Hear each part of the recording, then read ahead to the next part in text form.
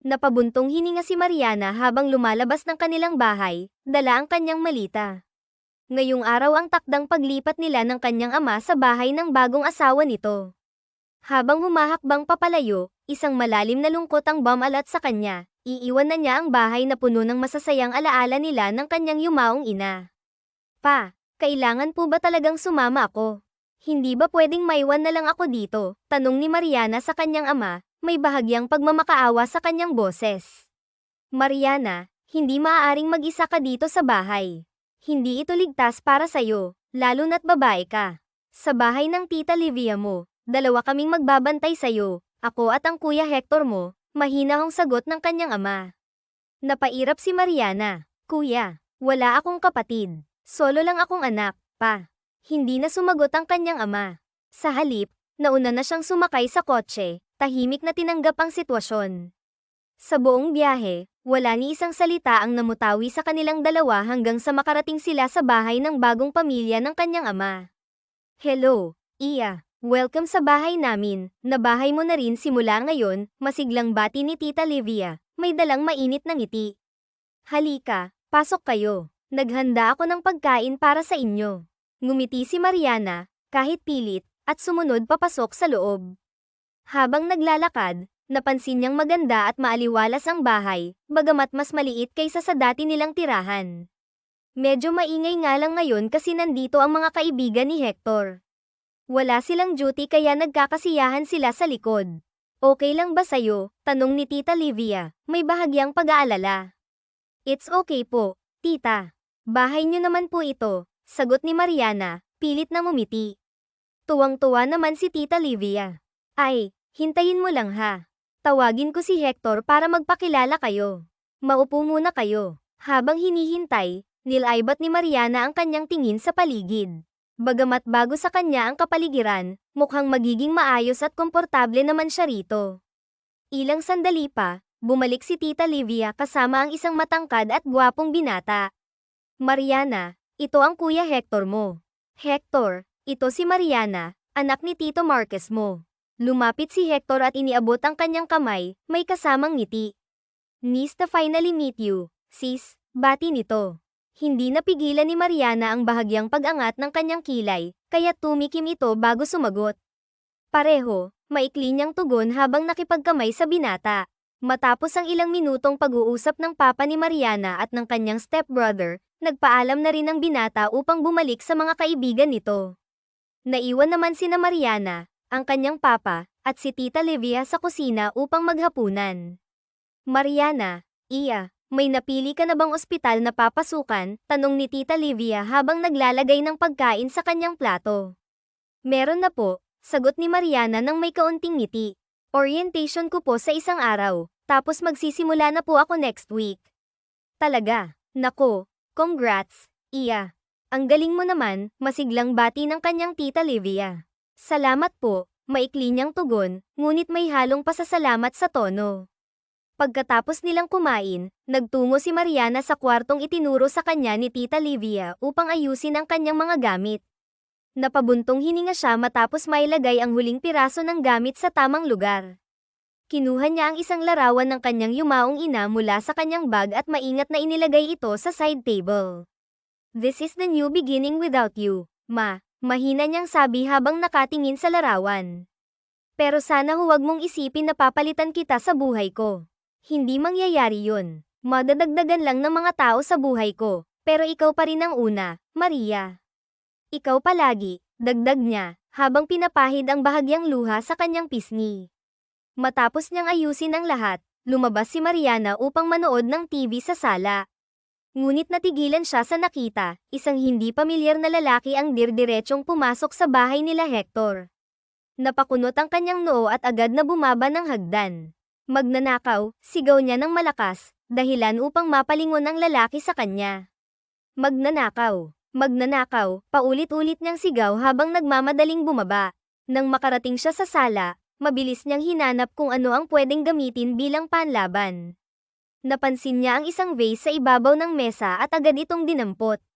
Sa puntong iyon, nagtatakbuhan papasok sina Hector, ang kanyang mga kaibigan, pati na rin sina Tita Livia at ang papa ni Mariana.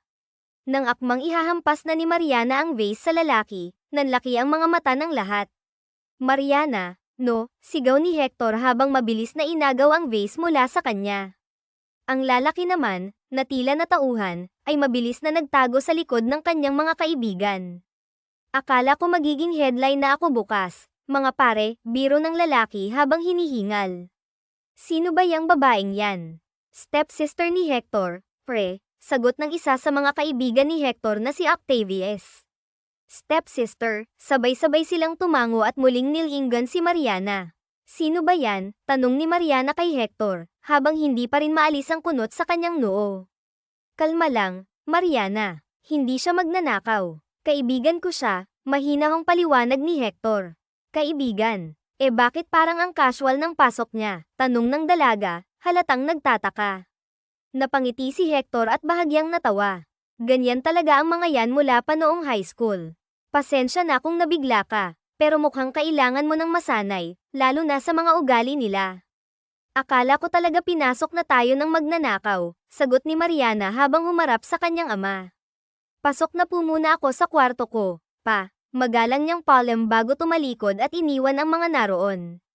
Nakahinga naman ng maluwag si Lucian habang unti-unting lumabas mula sa kanyang taguan sa likod ng mga kaibigan. Pasensya ka na, iho, sabi ng papa ni Mariana, halatang nahihiya. Okay lang po, sagot ni Lucian, pilit na ngumiti.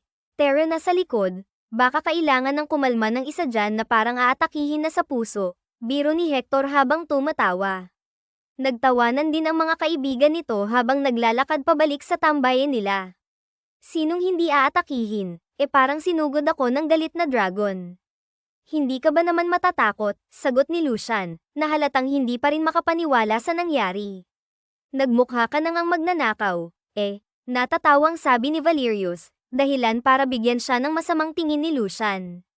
Sa tingin ko, simula ngayon, kailangan nyo nang magbigay ng signal kapag pupunta kayo dito. Baka mamaya, duguan na kayong lalabas ng bahay, natatawang sabi ni Lucian habang iniiling ang ulo. Dito na ba titira ang stepsister mo? Tanong ni Lucian kay Hector, na tila may halong kaba. Oo, bakit? Sagot ni Hector, may halong pagtataka. Wala naman. Pero parang may kutob ako na magiging pasyente natin ang mga sarili natin, biro ni Julian, na ikinatawa ng lahat. Siguro naman hindi, basta ipapaalam nyo muna bago kayo pumasok, dagdag ni Hector, sabay iling. Samantala, si Mariana naman ay pabagsak na nahiga sa kanyang kama pagkapasok sa kwarto. Wala akong karapatang magreklamo kung sino ang mga pinapapasok nila dito. Pero ito ba ang sinasabi ni Papa na safe ako dito? Parang tambayan ng mga lalaki, reklamo niya habang nakatingin sa kisame, inaalala ang nangyari kanina. Sa mga sumunod na araw, bihira nang pumunta ang grupo ni Lucian sa bahay ni Hector, dala ng takot nila kay Mariana. Akala ko graduate na tayo sa pagiging kanto boys. Pero mukhang sa kanto pa rin ang bagsak natin, natatawang sabi ni Valerius habang nakatambay sila sa ilalim ng malaking puno ng akasya, ang dati nilang tambayan noong high school. Sa katawan ng puno, makikita pa rin ang mga ukit ng kanilang mga pangalan, isang alaala ng kanilang kabataan. Okay na siguro to. Mahal ko pa ang buhay ko, pre, natatawang sabi ni Lucian habang iniiling ang ulo. Napatingin sa kanya si Octavius, halatang naiinis. Kasalanan mo kasi. Ako na naman. Bakit ako ang may kasalanan? Balik tanong ni Lucian, nagtataka. Ang ganda-ganda ng pasok ko sa bahay ni Hector, tapos bigla na lang may sisiga at susugod sa akin. Kasalanan yun ng kapatid ni Hector, sagot ni Octavius, halatang hindi pa rin makapaniwala. Puro kayo sisihan, sabat ni Hector, na halatang sanay na sa mga ganitong usapan.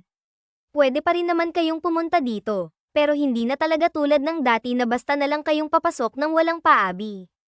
Ganon naman pala, bakit nandito pa tayo? Tara na sa inyo, baka may merienda na si tita, sabi naman ni Julian, na halos nakahiga na ang kalahati ng katawan sa bench. Binatukan naman siya ni Julius. Puro ka talaga pagkain, no? Tanong ni Julius habang umiiling. Hindi na sumagot si Julian at sinaman na lang ng tingin ang kaibigan. Tara na nga, na-miss ko lang naman itong tambayan natin, dagdag pa niya. Tumayo na ang grupo, nag-inat-inat, at sabay-sabay na naglakad papunta sa bahay ni na Hector. Pagdating sa gate, agad silang pamwesto sa likod ni Hector at tinulak siya para mauna sa pagpasok. Ano ba? Anong ginagawa nyo? Tanong ni Hector, halatang naguguluhan.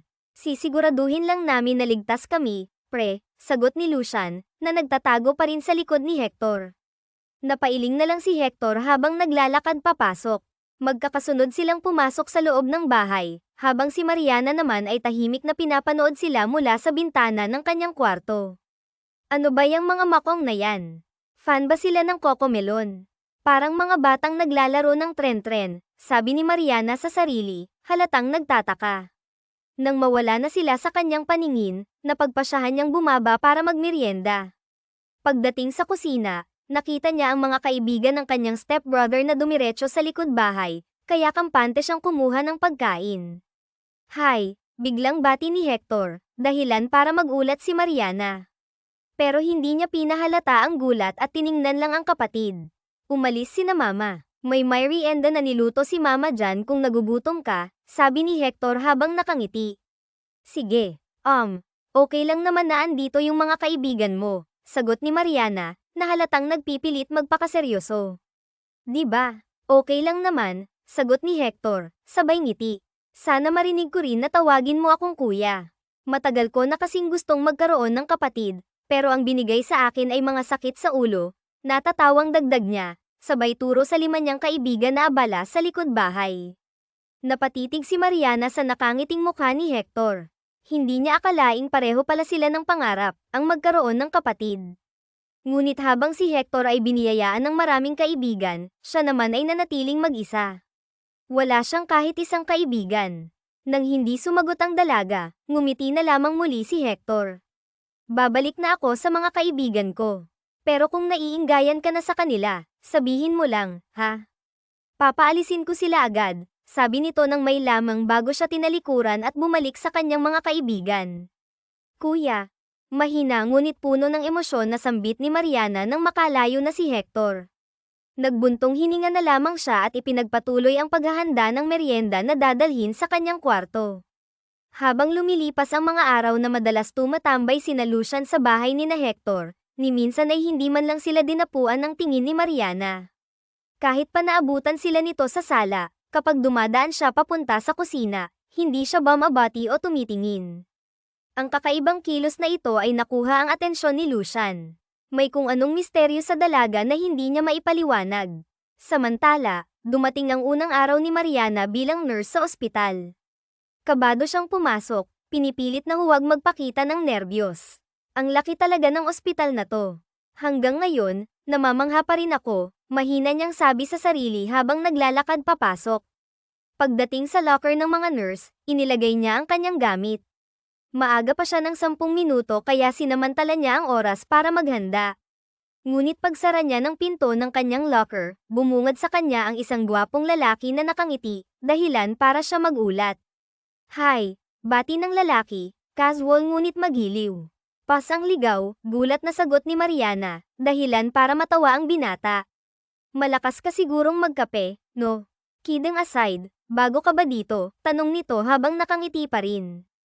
Oo, maikli niyang sagot, pilit na kinakalma ang sarili. By the way, I'm Rafael, one of the PDA doctors here. And you are? I'm Marju. Nice to meet you, Doc, sagot niya, halatang naiilang. Ngumiti ng mas malapad si Rafael. Likewise, Miss Nurse. Pasok na po ako, Doc. Sabay na tayo. Sige, saan ka naka-assign ngayon? Tanong pa ng doktor habang magkasabay silang naglalakad. Review ang charts ng mga patients, Doc, sagot ni Mariana.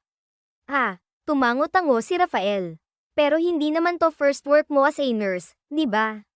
Ngumiti si Mariana, bahagyang gama ng loob. Hindi. Lumipat lang ako dahil kailangan. Ganun ba? Well, good luck pa rin. Kahit hindi ka nabaguhan sa trabaho, minsan mahirap pa rin mag-adjust sa bagong workplace, right? Yeah, thanks, Doc. No worries. If you need help, nasa 2nd floor lang yung clinic ko. Thank you. Matapos ang kanilang maikling usapan, nagpaalam na sila sa isa't isa at sinimulan ang kani-kanilang trabaho.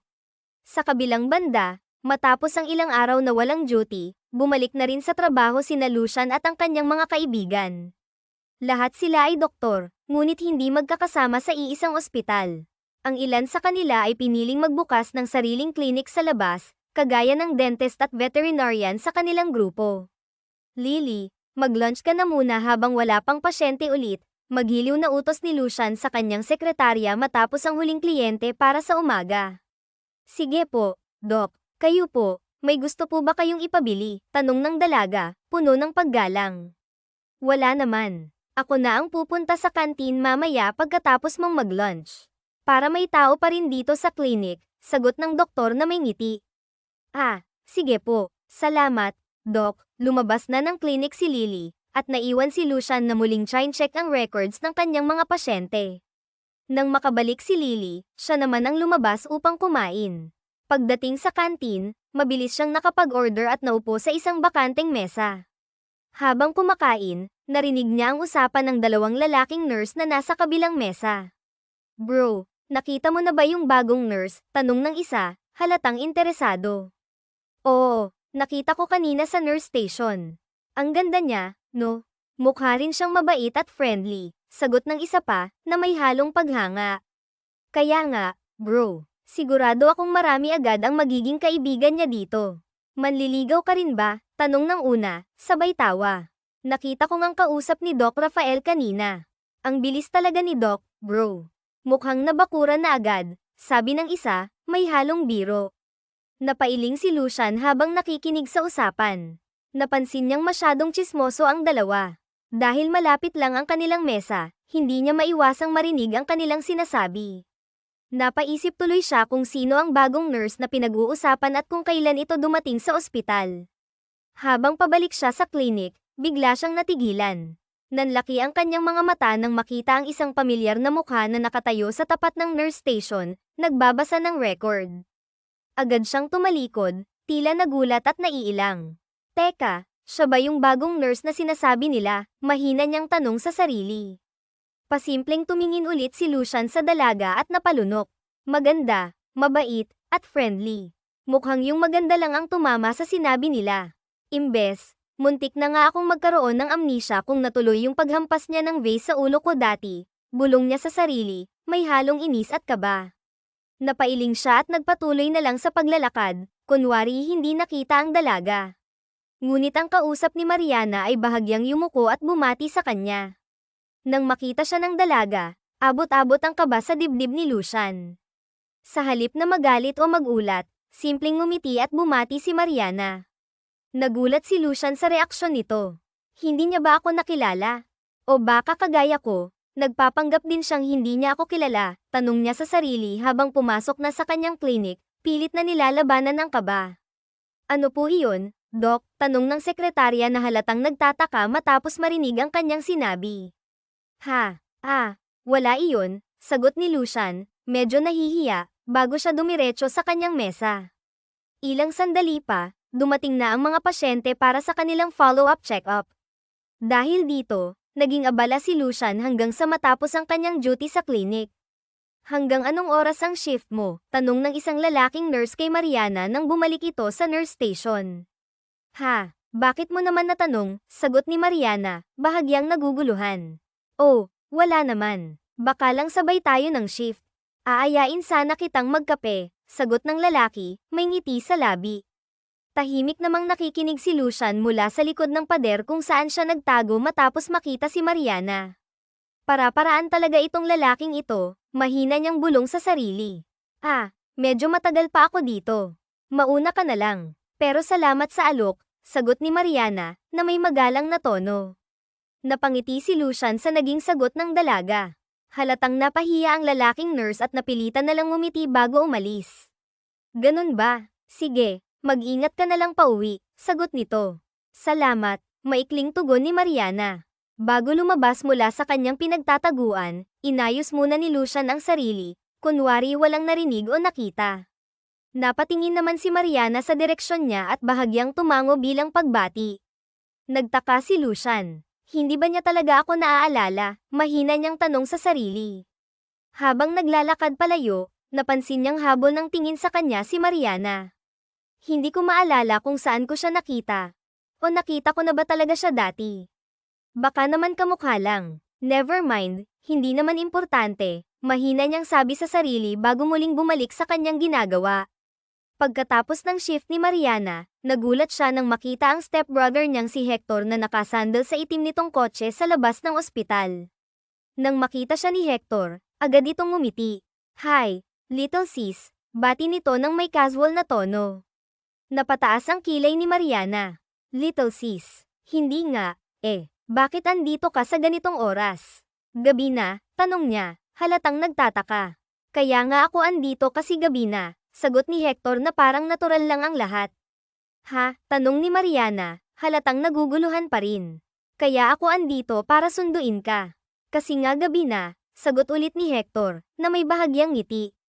Marunong naman akong mag-commute, Kung marunong ka, marunong din naman ako, parang batang nakikipagtalo si Hector. I'm not joking. Oh, same here, sagot ni Hector. Nagbuntong hininga si Mariana at napapikit dahil sa pagpipigil na mainis. Ano ba? Sinusundo nga kita, kapatid. Delikado na kaya naman kailangan mo ng sundo. Pinilit ka ba ni Papa na gawin to? Dahil kung oo, pues, itigil mo na. At ako na yung baalang makipag-usap kay Papa. No, hindi alam ni Tito na andito ako para sunduin ka. Nandito ako dahil gusto ko. So, okay na ba? Pwede ka na bang sumakay para makauwi na tayo? Hindi ka pa kumakain. Hindi alam ni Mariana ang mararamdaman. Pinangarap niyang magkaroon ng kuya na pwede siyang i-spoil at i-baby, na tila sinisikap to pa rin ng kanyang stepbrother, kahit wala man itong alam sa pangarap na iyon. Napalunok na lamang si Mariana at sumang-ayon na sa gusto ng binata. Okay, tara na. Napangiti naman si Hector at agad na pinagbuksan ng pinto ang kapatid. Okay. Let's go. Tahimik lamang si Mariana habang nakatingin sa bintana. Si Hector naman ay sinasabayan ng mahinang tugtog sa kanyang kotse habang minsang sumusulyap sa kanyang kapatid sa passenger seat. Gusto mo bang mag-take out tayo ng food mo o sa bahay na lang yung luto ni Mama? Tanong pa nito sa dalaga. Sa bahay na lang. Okay, sagot ni Hector. Nang wala nang muling narinig si Hector mula sa dalaga, muli itong nagsalita upang magkaroon sila ng conversation. Pwede ba akong magtanong? Ano yon? Galit ka ba kay Mama? Natigilan si Mariana at dahan-daang nilinggan ang binata. Bakit mo naman natanong? Wala lang. Baka kasi ang tumatatak sa isip mo si Mama yung some iron ng pamilya nyo. Gusto ko lang malaman yung side mo. Hindi. Hindi ko naisip yan dahil ilang taon na rin namang wala si Mama nang magkarelasyon sila ni Papa. Napatango-tango ang binata. Pero galit ka ba kay Mama? Hindi. Hindi lang ako handa na magkaroon ng pangalawang ina sa time na yun. If nag-aalala ka na bastyusin ko si tita dahil hindi ko siya ina, hindi mangyayari yun. Hindi ako pinalaking bastos ng mama ko. Hindi naman yan sumagi sa isip ko, Natanong ko lang kasi parang naiilang ka pa nakaharap mo silang dalawa ni Tito. Pero naiintindihan naman kita. Patay na rin ba yung papa mo kaya nag-asawa ulit yung mama mo, kagaya ni Papa? Tanong ni Mariana. Mapait na ngumiti ang binata. Mas okay nga sana na namatay lang, Kaso hindi. Iniwan niya kami para bumuo ng bago niyang pamilya.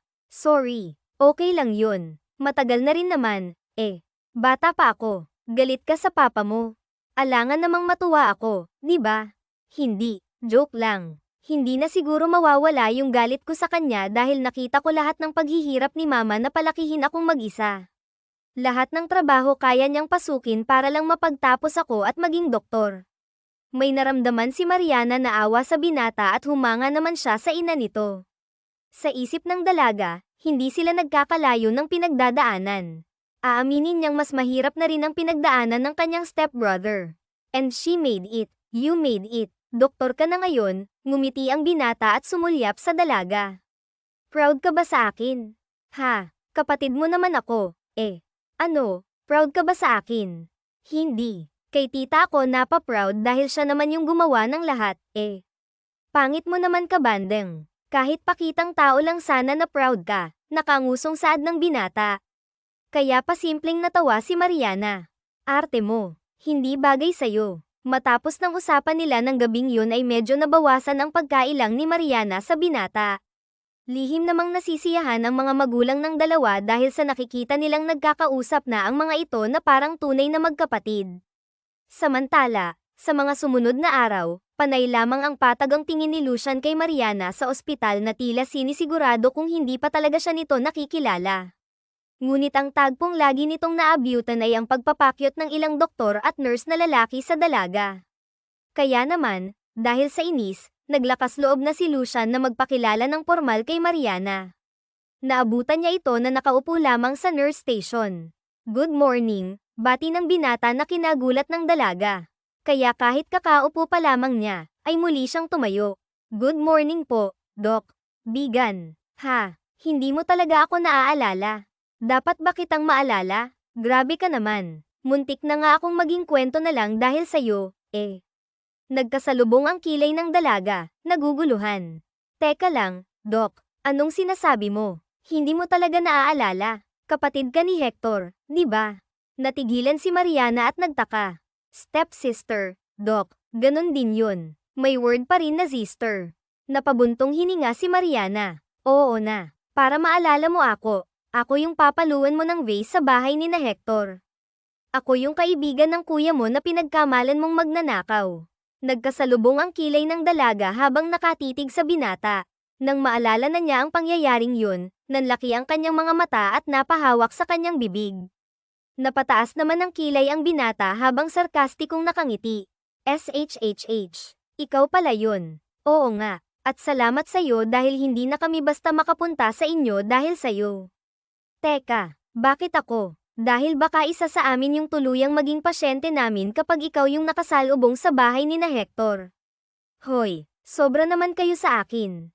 Tsaka napunta pa rin naman kayo doon." Hindi ko naman kayo inaabala." "Oo nga, pero hindi na kagaya dati na kahit anong oras dahil iniingatan namin yung mga buhay namin."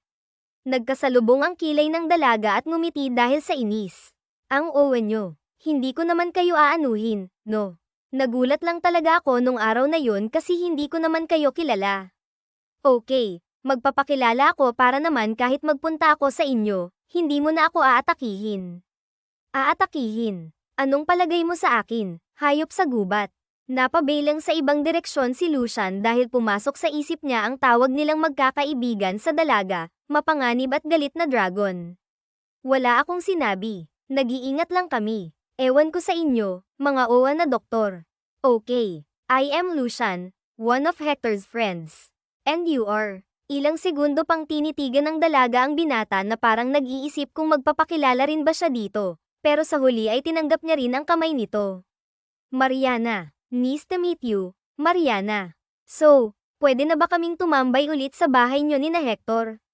Magkakilala naman na tayo. Bakit? Pinagbabawalan ko ba kayo? Wala naman akong pakialam kahit nandoon kayo. Sa bagay, parang hindi mo nga kami nakikita kapag nandoon kami sa inyo, eh. Alangan namang bumati at ngumiti ako sa inyo, hindi naman tayo close. Mamaya niyan, isipin nyo na feeling close ako, mapahiya pa ako. Ang advance mo mag-isip, mas okay na yun." Natigil sila sa pag-uusap nang dumating ang isa pang pedia doctor na si Rafael, kaya napabuntong hininga si Lucian. "Hi, Nurse Mariana," masiglang bati ng binata sa dalaga, kaya ngumiti naman ito. "Hello, Doc." Napatingin si Rafael kay Lucian na nakatayo habang ang mga kamay ay nasa kanyang bulsa. Mukhang kalmado sa kanilang paningin pero inis na si Lucian sa doktor na sumingit sa kanilang pag-uusap. "Oh, Doc Lucian. Ikaw pala." Tinignan naman siya ng binata at bahagyang ngumiti. "Good morning, Doc Rafael." "Good morning. Then, close pala kayo nitong bagong nurse. She's my best friend's sister." "Oh, talaga? Wow. Akala ko wala pa siyang kakilala dito, Hindi kanya kasi nabanggit na magkakilala kayo." "I think it's not necessary. She's new here. Do you expect her to share about her life to someone new to her or anything connected to her?" May diin sa pagtatanong ni Lucian sa kausap. Nagsalubong ang kilay ni Mariana, tila may nararamdamang tensyon sa dalawang doktor. Para namang napahiya si Rafael pero mas pinili pa rin niyang ngumiti. "Oh, yeah, you're right. Mga doc, baka po may mga pasyente pa kayong naghihintay sa mga klinik nyo. May gagawin pa rin po kasi ako, Napatingin ang dalawang doktor sa dalaga. Pilit naman itong ngumiti sa dalawa kahit na naiilang na ito dahil sa paraan ng pag-uusap ng mga ito sa isa't isa na tila ba anumang oras ay magkakainitan na. Ganun ba? Sige, mauna na ako at baka may mga pasyente na ako, saad naman ni Rafael bago sila iniwan. Ikaw, tanong ng dalaga kay Lucian. Ako, oo, ikaw, doktor ka ba o? Oo, lakad na at baka may pasyente ka na rin, Dok. Pero nag-uusap pa tayo, di ba? Tsaka na ulit tayo magtsismisan. Napunta ka naman sa bahay, You mean, pwede kitang kausapin kapag nasa inyo kung kailangan. Bakit hindi? Ngumiti ang binata. So, friends na tayo niyan. Pal, desisyon ka. Sige na, sige na. May gagawin pa ako. Baka mamaya masisante ako dahil sa daldal mo. Hindi yan. Pero sige, usap na lang ulit tayo kapag hindi ka na busy. Ganon din ako. Oo na. Bye. Saad pa ng binata bago tuluyang iniwan ng dalaga.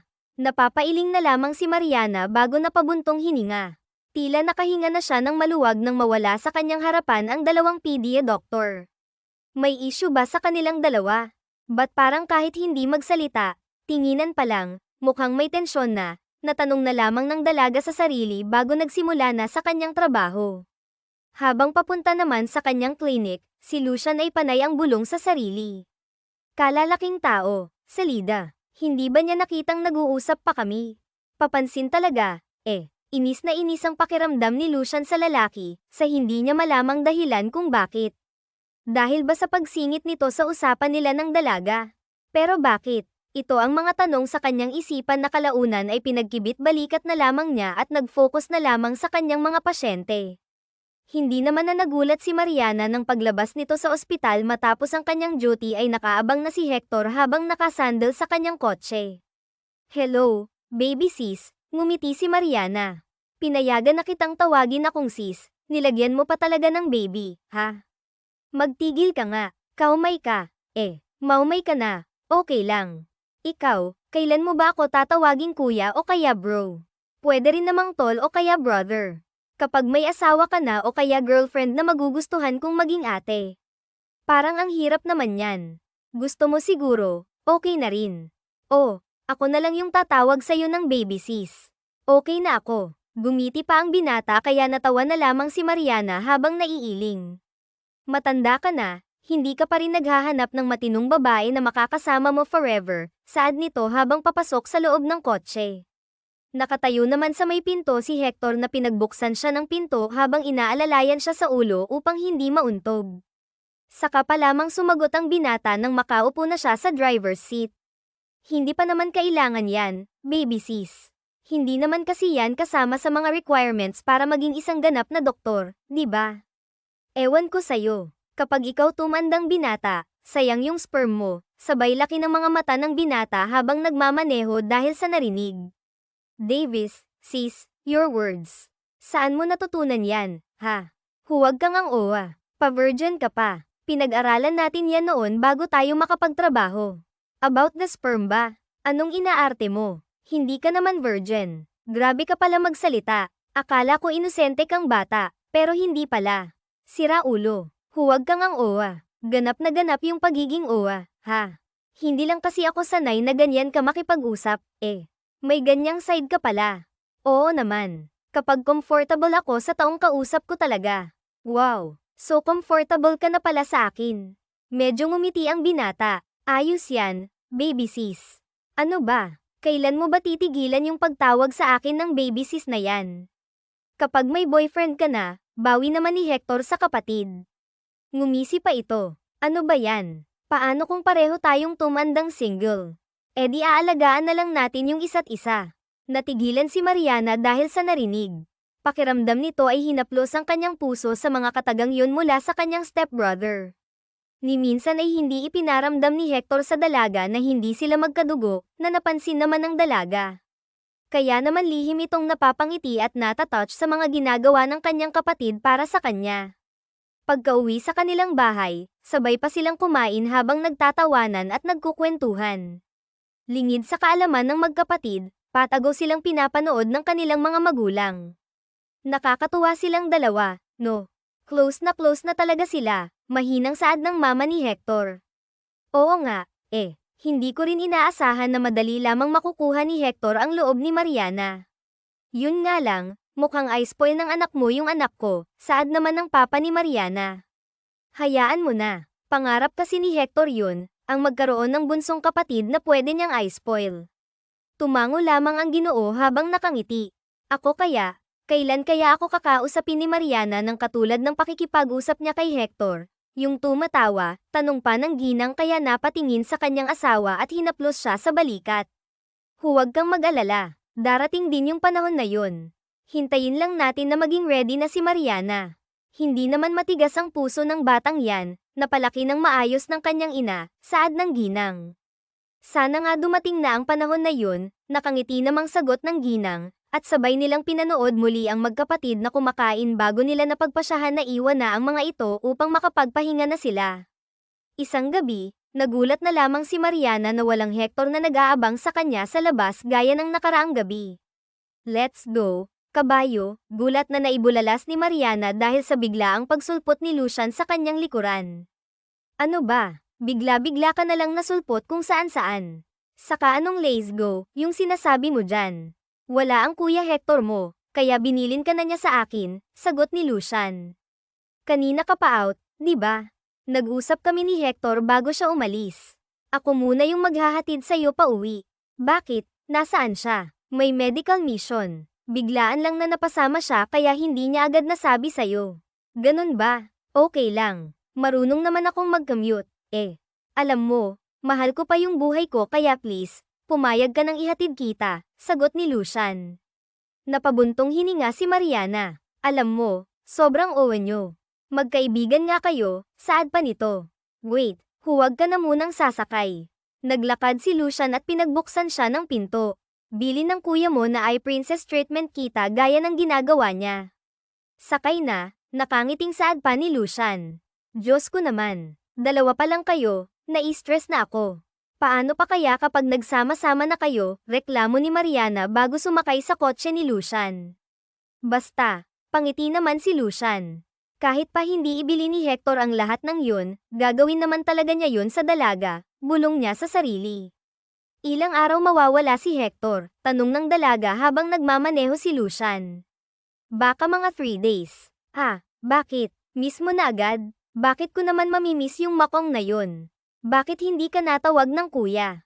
Mas matanda siya sa'yo, di ba? Magkaedad kami, di ba? Oo, dapat nga kitang tawaging kuya, sagot ni Mariana. Natigilan si Lucian at mabilis lamang na lumingon sa dalaga. Iba yun. Stepbrother mo si Hector. Isang pamilya na kayo kaya dapat ay kuya mo siya. Huwag kang pala desisyon. Si Hector nga, hindi ako pinipilit. Ikaw na lang kaya yung ay kuya ko. Mukhang mas bagay naman, no? Hindi ako nagpapatawag ng kuya, mabilis na sagot ni Lucian. Di huwag. Akala mo naman pinipilit kita, sagot ni Mariana. Natahimik sila ng ilang segundo kaya naisip ni Lucian na magtanong pa para mas makilala niya ang dalaga. Oo nga pala, close ba kayo ni Rafael? Nagtaka si Mariana. Rafael? Si Doc Rafael ba? Paimple namang umirap si Lucian. Oo, siya nga. Sobrang close na ba talaga kayo? Hindi naman. Bakit hindi naman pala? Bakit ganun yun? Kung makaasta, makapagsalita, akala mo naman long-time friend na nawala ng ilang taon at muling nagkita. Nagkasalubong ang kilay ni Mariana dahil sa naiinis na tono ni Lucian. Ba't ka naman galit? Hindi Bakit parang naiinis ka? Di ba kayo close noon? Pareho kayong doktor sa iisang ospital. Hindi naman lahat ng mga doktor sa iisang ospital ay magkakakilala at close. Ganon din naman yung mga nurse, di ba? Sabagay nga, pero magkakilala kayo, di ba? Oo, pero hanggang doon na lang yun. Napatitig ng ilang segundo si Mariana sa binata na seryosong nagmamaneho.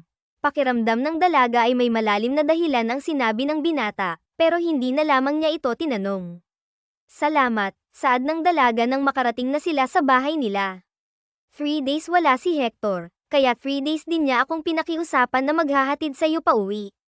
Ano, hindi na. Salamat, pero kaya ka namang bumiyahe. Pasensya ka na kung pinipilit ka ng makong na yun. Okay lang talaga ako. Sino naman may sabi na pinilit at napipilitan lang ako? Basta, hintay na lang kita ulit bukas hanggang sa hindi pa nauwi si Hector. Bye, good night. Pero hindi na natuloy pa ng dalaga ang kanyang sasabihin dahil tuluyan nang iniwan siya ng binata. Napabuntong hininga na lamang ito at pumasok na sa loob ng kanilang bahay. Naabutan nito sa kusina ang mama ni Hector na naghahanda ng pagkain para sa kanya. Good evening po, tita. Oh, Iya, andyan ka na pala. Si Yong, naghatid sa iyo 5 kasi yung kaibigan ni Hector, kaya hindi ko alam kung sino yung inutusan niya para ihatid ka. Si Doc Lucian po, sagot ni Mariana. Tigil ang tawa ng kanyang tita dahil sa narinig. Bakit po, ba siyang muntik mo nang maampes ng vase? Okay na ba kayo? Opo, tita. Doon po ako nagtatrabaho kung saan siya pediatric doctor, kaya nagkakausap naman po kami minsan. Mabuti naman pala kung ganun. Kaya siguro siya din yung pinakiusapan ni Hector. Siguro po, kumain ka na at nang makapagpahinga ka na. Pagkatapos, kayo po, kumain na po ba kayo? Nahihiyang tanong ng dalaga. Oo, maaga kaming kumain ng papa mo. Pasensya ka na kung wala kang kasabay ngayon, ha? Samahan na lang kita dito habang kumakain ka. Huwag na po, tita. Magpahinga na po kayo. Ako na pong bahala dito. Pero wala kang kasabay kumain. Ngumiti si Mariana. Okay lang po, magpahinga na po kayo. Gabi na rin po kasi, nag-aalinlangan mang iwan ng ginang ang dalaga, ay sumang-ayon na lamang din ito. Oo, sige, tawagan mo lang ako kapag may kailangan ka, ha? Salamat po. Nang maiwang mag-isa sa mesa si Mariana, doon lamang niya naramdaman na wala ang presensya ni Hector. Medyo nasanay na siya sa kwentuhan at tawanan nilang dalawa tuwing gabi. Nakakapanibago. Walang maingay, natatawang saad niya habang kumakain. Kinabukasan, palabas na sana ng ospital si Mariana nang makita ito ni Rafael at sinabayan siya hanggang sa makalabas. Ganitong oras ba lagi yung labas mo? Tanong ng binata. Oo, Doc. Ikaw, bakit ginabi ka ngayon? Nagkaroon ng biglaang on-call dahil hindi agad nakarating yung on-duty na pediatrician. Ganun ba? Saan ka nauwi? Hatid na kita. Bago pa man makasagot ang dalaga, ay may sumagot na para sa kanya mula sa kanilang likuran, na kinagulat ni Rafael. Si Mariana naman ay inaasahan na dahil sa usapan nila ni Hector. No need, Doc Rafael. Ako yung maghahatid sa kanya. Ikaw pala. Teka, bakit ikaw yung maghahatid sa kanya? Tanong pa ni Rafael. Ako ang naghahatid sa kanya mula pa kagabi kasi wala yung kapatid niya na kaibigan ko. Ganun ba? Sagot ni Rafael bago tumingin sa dalaga. Sige, Mariana, mauna na ako. Ingat kayo. Ingat din, Doc. Nang makaalis na ang binata, ay nagtaas ng kilay si Mariana sa binatang si Lucian. Nagtaka naman ang binata. Bakit? Pinanindigan mo talaga yung bilin ni Hector. Syempre, hindi naman ako magsusumbong kahit hindi mo taparin yung napag-usapan nyo. Kaya ko naman kasing bumiyahe. Naabala ka pa, kanina pa tapos yung duty mo. Nag-aalala ka ba sa akin? Wow, ang sweet mo naman. Wow ha, sweet agad. Huwag kang ngang owe dyan. Ayoko lang magkautang na loob sa'yo dahil sa utos ng makong na yon. Okay lang naman talaga sa akin. Huwag mo nang isipin yun. Willing naman akong gawin to. Bakit, ha? Tara na, gabi na. Baka naghihintay na si tita. Tsaka para makakain ka na rin. Pag-iiba nito ng usapan bago pagbuksan ng pinto ang dalaga. Nagtataka namang pumasok si Mariana. Napahinga ng malalim ang binata dahil hindi pa siya handang umamin sa dalaga na nagugustuhan na niya ito. Natatakot si Lucian na baka ito pa yung dahilan para layuan siya ni Mariana at hindi na pumayag na magpahatid. Pagkatapos ng 3 days, wala na sa inyo ni Hector yung maghahatid sa akin, ha? Saad ng dalaga. Bakit? Anong bakit? 3 days lang naman yung usapan nyo ni Hector, di ba? Tsaka kakausapin ko din siya na huwag na akong ihatid. Daig ko pang elementary student na sinusundo after school. Natawa naman ang binata, hindi naman pero sa height, pwede. Agad na nilinggan ni Mariana ang binata na salubong ang kilay, kaya lalong natawa ang binata. Lakas makapanlait, kung alam ko lang na ganyan kapasmado yung bibig mo, sana tinuloy ko na lang yung paghampas sa'yo ng vase noon. Hey, grabe ka naman. Pareho silang natawa, hindi na namalayan ng dalawa na unti-unti ay nagiging komportable na sila sa isa't isa. Dahil sa usapan at asaran na yun, doon nagsimula ang pagiging close ng dalawa. Parang hindi makukumpleto ang kanilang araw kapag hindi sila nag-aasaran. Simula noon, si Lucian na ang naghahatid kay Mariana pauwi. Nung una, ay ayaw pang pumayag ni Hector.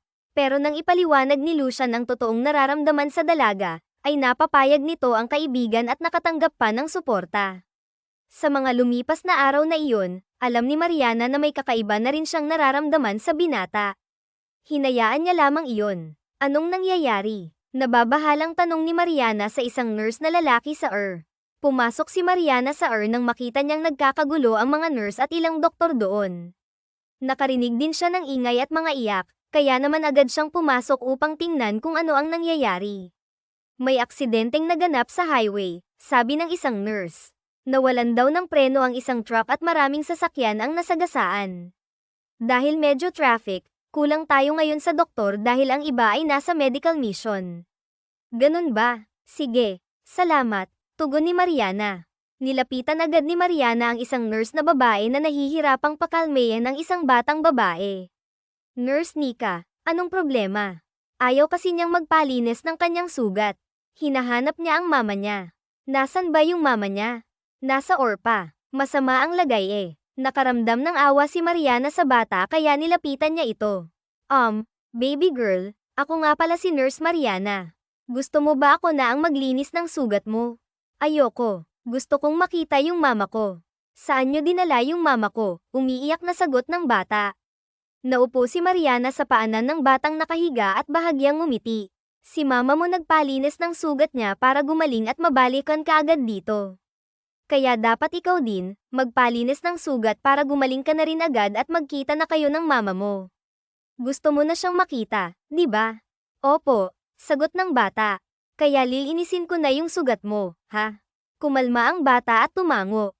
Sige po, dahil sa naging sagot ng bata, ngumiti si Mariana at tinanguan ng isang nurse para ipaalam na siya na ang bahala sa bata. Sumang-ayon naman ang nurse at hinayaan si Mariana na mag-alaga sa bata. Hindi alam ni Mariana na kanina pa siya pinapakinggan at pinapanood ni Lucian na nasa kabilang higaan sa likod niya. Napangiti na lamang ang binata dahil sa ginawa ni Mariana kahit hindi naman siya ang naka-duty sa sa mga oras na iyon. Kumusta? Mukhang pagod na pagod ka ngayon tanong ni Lucian sa dalaga, kunwari ay walang alam. Oo, Noni bago kasi ngayon lang ulit naka-duty sa Tumulong lang naman ako kasi kulang sila doon mabuti naman kung ganun. Pasok ka na para makapagpahinga ka na agad. Sige, salamat, sagot ni Mariana at pumasok na sa loob ng kotse ni Lucian. Habang nagmamaneho, nagtaka si Lucian kung bakit parang ang tahimik ni Mariana. Nang sinulyapan niya ito, napangiti na lamang siya nang makitang nakatulog na pala ito. Mukhang napagod talaga siya ng husto dahil siya lamang halos ang nagpapakalma sa mga batang pasyente. Mahinang saad ni Lucian at hinayaan na lamang na matulog ang dalaga hanggang sa makarating sila sa bahay nito. Nang makarating, mahinahon niya itong ginaiseng. Mariana, hey Mariana, andito na tayo. Dahan-dahan namang nagmulat ng mata ang dalaga. Nako, pasensya ka na. Nakatulugan pala kita. Okay lang. Alam ko naman na pagod ka Salamat sa paghahatid. Ingat ka sa pag-uwi ha. Sige, kumain ka muna bago matulog ha. Oo, salamat, bye. Mabilis na lumipas ang mga araw, at dahil araw-araw namang nagkakausap sina Mariana at Lucian, hindi na naitago pa ng mga ito ang kanilang nararamdaman sa isa't isa. Nang magpaalam ang binata kung pwede ba siyang manligaw, pumayag naman ang dalaga.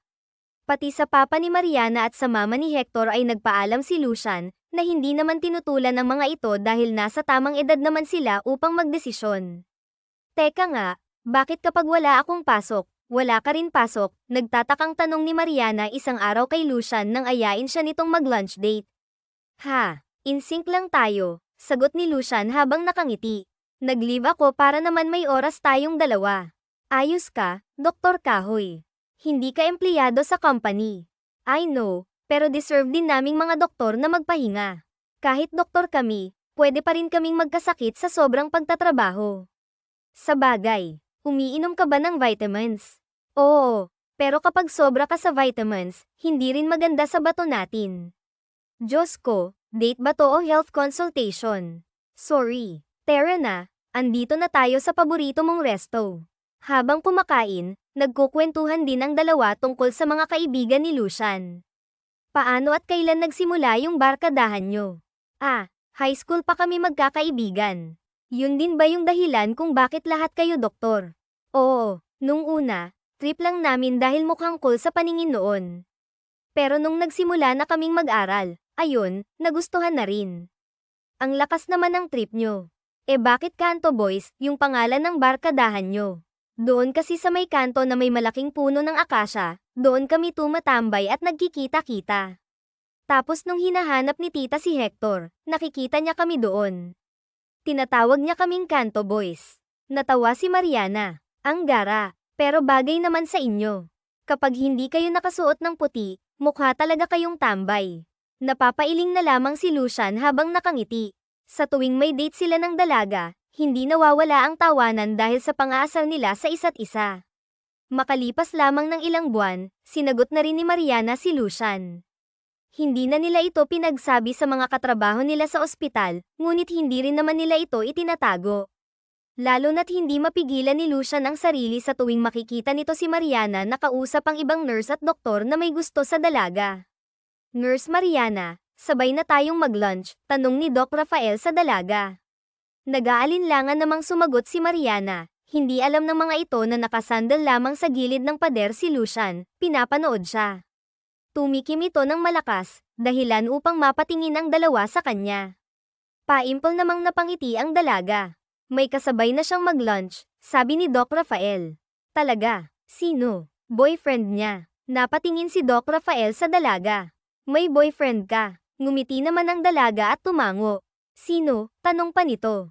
Nagtaas ng kilay si Lucian at bahagyang lumapit. Kailangan ba pati yun? Alam mo na. No. I'm sorry. I just thought that Nurse Mariana is single.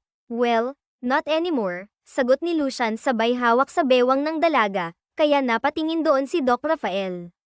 Let's go, love, malambing pang saad ni Lucian sa dalaga na nagpamati ang doktor na kaharap nila. Excuse us, Doc, mauna na kami, saad na lamang ng dalaga bago ngumiti kay Lucian at sumama dito. Hindi makapaniwala si Doc Rafael habang habol ang tingin sa dalawa. They're together, aka, ako ba? Kapatid lang ng best friend niya kaya pala.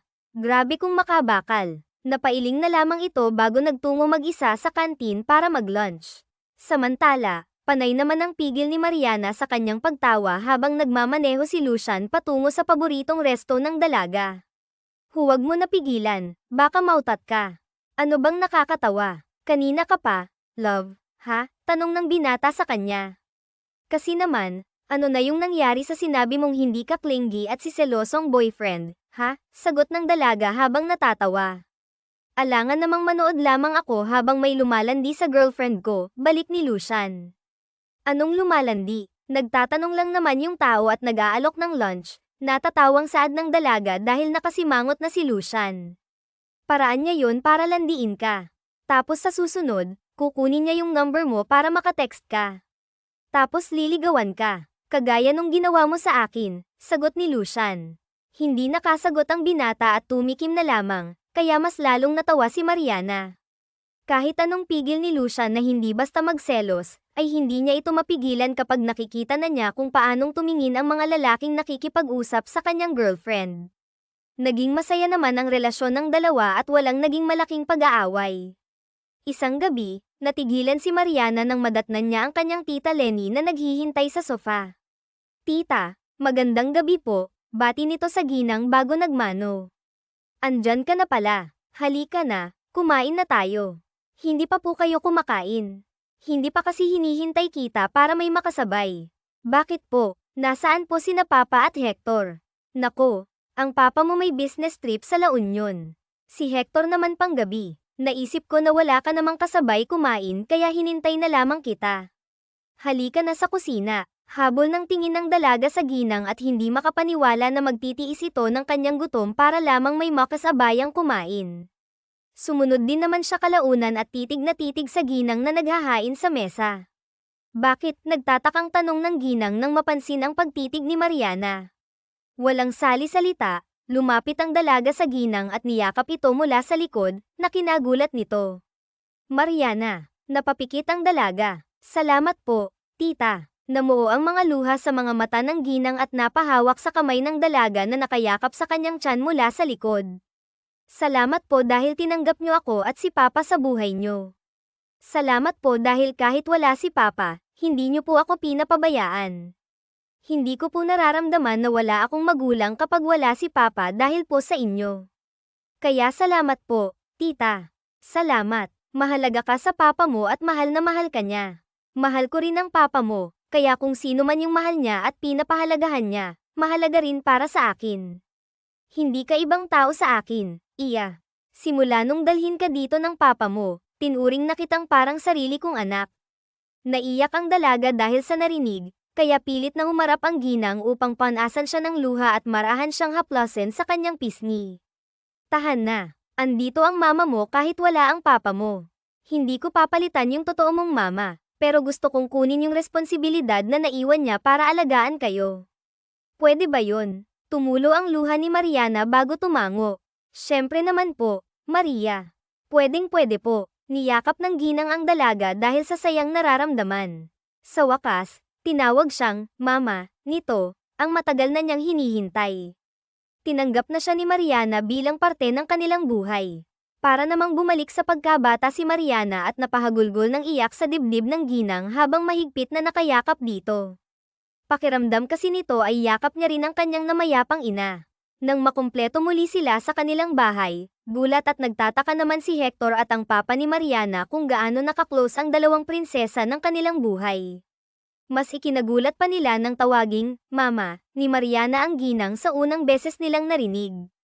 Teka nga, anong nangyayari? Nagtatakang tanong ni Hector na kanina pa pinapanood ang kanyang mama at kapatid na magkatulong na naghahain ng pagkain.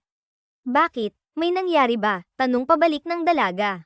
Oo, hindi naman kayo ganyan ka-close dati ni Mama. Tsaka, bakit Mama, na yung tawag mo ngayon? Pinagdadamot mo sa akin si Mama, ganun ba? Gusto mo lang, biro ni Hector, na may halong pagtataka. Nababahala namang napatingin ang mag-asawa sa magkapatid.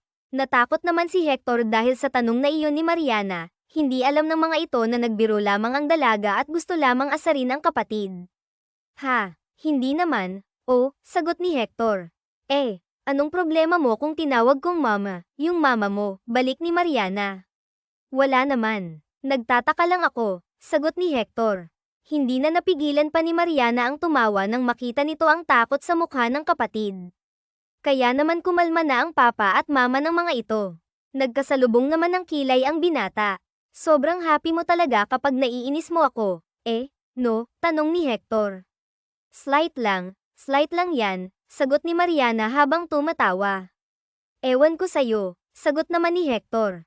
Napuno ng tawanan ng sabay-sabay nilang pagkain nung araw na iyon. Naikwento na rin ng dalawa kung paano at kailan nagsimula na tinawag ni Mariana na, Mama, ang kanyang Mama Lenny. Simula nga noon ay mas naramdaman na nila na isa na silang ganap na pamilya. PHN TikTok, Luke Ian's proposal. Umabot ng 4 na taon ang relasyon ni Lucian at Mariana. Kaya naman napagplanuhan na ni Lucian na mag-propose sa dalaga, kasabuat ang mga kaibigan at pamilya ng dalaga. Hector, bro, sa tingin mo ba handa na yung kapatid mo mag-asawa? Tanong ni Octavius sa kaibigan na kanina pang tahimik. Mukhang si Hector yata yung hindi handa maging bayaw si Lucian. Saad naman ni Valerius kaya nagtawanan ang mga ito. Mga siraulo, sagot naman ni Lucian sa mga kaibigan. Hindi pa ako sigurado kung ipapaubaya ko yung kapatid ko sa makong na to, biglang saad ni Hector. Kaya mas lalong ininis ng mga kaibigan si Lucian. Ano ba, mga kaibigan ko ba kayo? Basta, ang usapan ay usapan. Baka naman nandun na kami, pero papunta pa lang kayo, sabi ni Lucian. Oo na. Akala mo naman special ka. Lahat kami a-absent sa proposal mo, sabat naman ni Julian. Oo nga, baka may pa-proposal kang ganito kagarbo tapos magloloko ka lang din naman kapag kasal na, tanong naman ni Octavius. Kaya naningkit naman ang mga mata ni Hector na tinitigan si Lucian. Hoy, hindi tigilan niyo nga ako. Hindi ko gagawin yun kay Marjorie, mariing sagot ni Lucian. Siguraduhin mo lang, Lucian. Dahil kapag nalaman kong pinaiyak mo ang kapatid ko, kahit ilang doktor pa ang kilala mo, mahihirapan silang gamutin ka pagkatapos kitang mahawakan, seryosong saad ni Hector, na nagpakaba naman kay Lucian. Napalunok ito habang tatawa-tawa naman ang mga kaibigan nila.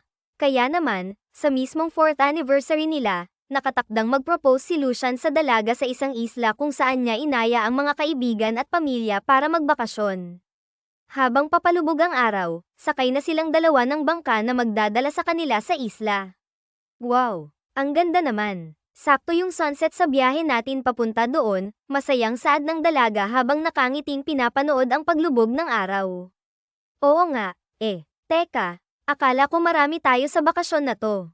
Nasaan na ba yung iba? Tanong ni Marjorie. Nauna na, sagot ni Lucian. Ha, bakit hindi tayo hinintay? Okay lang yun. 3 days naman tayo, love. Masusulit pa rin natin yung bakasyon, sagot ng binata, pilit na itinatago ang kaba. Kanina pa siya kinakabahan kung mag-yes ba si Marjorie at kung nagawa na ba ng maayos ng kanyang mga kaibigan ang pinapagawa niya. Nang makarating sila sa isla, napanganga si Marjorie. Tanging bonfire at liwanag na nagmumula sa sulo ang nagbibigay liwanag sa lugar. Nang magsimula na silang maglakad, biglang nagbukas ang Christmas lights na ginawang kisame at kurtina. Wow! Namamanghang saad ng dalaga dahil sa ganda ng setup. Ay nalalaya ni Lucian ang dalaga, at namalaya na lamang ni Marjorie na nasa gitna na sila ng ukit na buhangin sa ginawang mini-stage na hugis puso. Hala, anong meron? Akala ko bakasyon lang. Bakit may paganito? Tanong ng dalaga, halatang kinakabahan. Ngumiti ang binata. Nagulat pa si Marjorie nang biglang may umilo na malalaking letra na nakatusok sa buhangin, ang salitang, "Will you marry me?" Hinawakan ni Lucian ang kamay ng dalaga, na ngayoy namumuo na ang mga luha sa mata. Love, we've been together for 4 years now, and I can see my future without you. Will you allow me to be part of your future and stay with me for the rest of our lives? Tanong ni Lucian bago dahan-daang lumuhad, hawak sa kabilang kamay ang singsing. Nagtuluyan ang fireworks, at biglang lumabas ang mga taong naroon. Habang isinusuot ni Lucian ang singsing sa dalaga, pinaulanan naman sila ng pinasirit na alak ng mga kaibigan ni Lucian. Woo! Sa wakas, nabawasan din ang sakit ng ulo sa Kanto Boys, sigaw ni Julian. Pero nadagdag naman sa pamilya ni na Hector, sabi naman ni Valerius, kaya nagtawanan silang lahat. Nilapitan ng mama at papa nila ni Hector si Mariana at niyakap ito.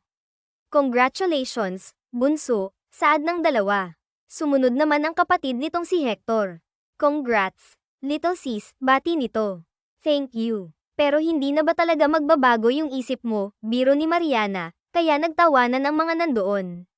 Uy, huwag mong ang dimanyohan yung utak ng fiancé ko. Wala nang bawian yan, bro, agad natutol ni Lucian. Ngumiti naman si Mariana habang nakatitig sa kapatid. Sir nako, kuya, sabi niya. Natahimik ang mga tao sa paligid nila habang nakangiti ang dalaga sa kapatid. Ang natitigil ang si Hector ay naalala ang naging usapan nila noon tungkol sa kapatid niya, kaya napatingin ito sa dalaga na parang nagtatanong. Tumango naman si Mariana habang nakangiti. Yup, I know something, kuya, but I want to hear that from you. May kwento later, ha? Saad pa ng dalaga at kinindatan ng kapatid bago ito iwanang nakatulala. Ano yun, love? Tanong ni Lucian. Wala, kayo, yung mga kaibigan, pero ang hihina ng radar nyo. Tara na nga, gutom na ako, sagot ni Mariana. Napapailing naman sa gilid si Julius habang nakangiti. Matapos ang proposal, nagsimula na silang mag-inuman at kumain habang nakapalibot sa bonfire. Napuno ng tawanan at asaran ng gabing yun para sa kanilang lahat. Love, okay lang ba sa'yo na ang maging date ng kasal natin ay anniversary na rin natin? Para lahat ng celebration, iisang date lamang, kung kailan naging tayo, proposal, tapos kasal. What do you think? Tanong ni Lucian kay Mariana isang araw habang papauwi sila galing ospital. Oo naman. Gusto ko nga yun, sagot ni Mariana. Talaga? Okay, date settled na, masayang sagot ni Lucian. Nag-usap pa ang dalawa tungkol sa kanilang kasal hanggang sa may hatid na si Mariana sa kanila. Kapag walang pasok, sabay nilang inaasikaso ang iba pa nilang kailangan para sa kasal. Makalipas nga lang ng 1 taon matapos ang proposal, kinasal na nga ang dalawa. Isang beach wedding ang naging kasal nila ni Lucian, gaya ng napag-usapan nila, sa mismong anniversary nila. Gawa kayo ng maraming anak, bro, para naman walang hilan kapag hiniram namin, saad ni Julian. Sira ulo ka ba? Pahihirapan mo pa yung kapatid ko. Tama na yung isa para ako lang yung pwedeng manghiram, sagot naman ni Hector. Ang damot mo naman. Gumawa ka na lang ng sayo. Magpaubaya ka na lang sa amin, sabat naman ni Valerius. Sira ulo. Hindi pa yan pwedeng gumawa hanggat hindi pa naikakasal, sagot ni Mariana habang nakangiti sa kapatid. Napataas naman ng kilay si Hector. Tumigil ka. Huwag mo akong ngitian ng ganyan. Oh, bakit, Lucian? Ilayo mo nga yung asawa mo. Ang lakas mang asar. Naikasal lang, so nagkaganyan na. Bad influence ka talaga. Ano ba't nadamay pa ako? Wala nga akong alam sa tinginan yung magkapatid, Nananahimik ako dito, kakamo-kamot sa kanyang ulo na reklamo ni Lucian, kaya nagtawanan ang magkakaibigan. Mabilis na lumipas ang panahon. Makalipas ang 3 buwan pagkatapos ng kasal ng dalawa, nagdalang tao na si Mariana. Naging maisla ng kanyang pagbubuntis kaya't pinatigil na siya ni Lucian sa pagtatrabaho ng magdadalawang buwan pa lamang ang kanyang tiyan. Love, hindi ba talaga pwedeng saka na lang ako tumigil sa trabaho kapag malaki na ang tiyan ko? Kaya ko pa naman, tanong ni Mariana. Hindi na rin naman kita pagtatrabahuhin kapag nanganak ka na. Na-advance lang. Pero huwag nang matigas ang ulo, love. Hindi ko hihintayin na may mangyari pa sa inyong mag-ina bago ako mag-decide na patigilin ka sa trabaho. Maisla ng pagbubuntis mo, love. Sabi ng OB mo, kailangan mong magpahinga. Bed rest ka nga dapat, kaso matigas naman ang ulo mo. Please, love, para sa anak natin. Huwag nang matigas ang ulo. Nakikiusap na, saad ni Lucian. Naiintindihan naman niya na pabago-bago talaga ang mood ng asawa niya dahil sa pagbubuntis, kaya mas hinahabaan pa nito ang kanyang pasensya. Napabuntong hininga na lamang si Mariana. Okay po, sagot ni Mariana. Dahil sa naging sagot na iyon, napangiti naman si Lucian at niyakap ang asawa. Thank you, love. Hayaan mo, uuwi ako palagi ng maaga para masamahan kitang mamasyal para hindi ka mainip. Okay ba talaga? Yes po, sagot ni Mariana. Yes, thank you, love. Anything for you, love, saad ni Lucian. Sa hindi inaasahang pagkakataon, sa mismong anniversary din nila, isinilang ang kanilang first baby. Another reason to celebrate our anniversary every year, love. This time, it's more fun and meaningful for us. Thank you, nakangiting saad ni Lucian sa asawa bago ito hagkan sa noo. Thank you rin, love. Hindi mo ako hinayaang mahirapang mag-isa mula sa paglilihi hanggang sa maipanganak si baby Ilayana, sagot ni Mariana. Ngumiti lang naman si Lucian bago tinignan ng anak na natutulog sa pagitan nilang dalawa. Baby Ilayana, you're so pretty, my baby. I promise I will treat you like a princess, like mommy. Hinding-hindi mo mararanasan ang naranasan ni daddy. Promise yan, anak, mahina nitong saad sa anak. Dahil iisa lang ang anak, nahirapan ang mga kaibigan ni Lucian na hiramin ang bata, lalo na kapag hawak na ito ng kanyang tito Hector. Lahat din ng mga ito ay naging ninong sa binyag. Gaya rin ng nasabi ni Lucian sa asawa, hindi na niya ito pinagtrabaho upang mas maalagan ang kanilang anak. At dito na nga nagtatapos ang kwentong pag-ibig ni Lucian at Mariana. Naway nagustuhan ninyo ang kwentong aming handog sa inyo ngayong araw. Muli po, maraming salamat sa inyong walang sawang pagsuporta at pakikinig. Hanggang sa susunod, abangan pa rin po ang mga kwentong puno ng aral, pagmamahal, at inspirasyon. Siyempre, dito pa rin po yan sa inyong inaabangang Dear Siren.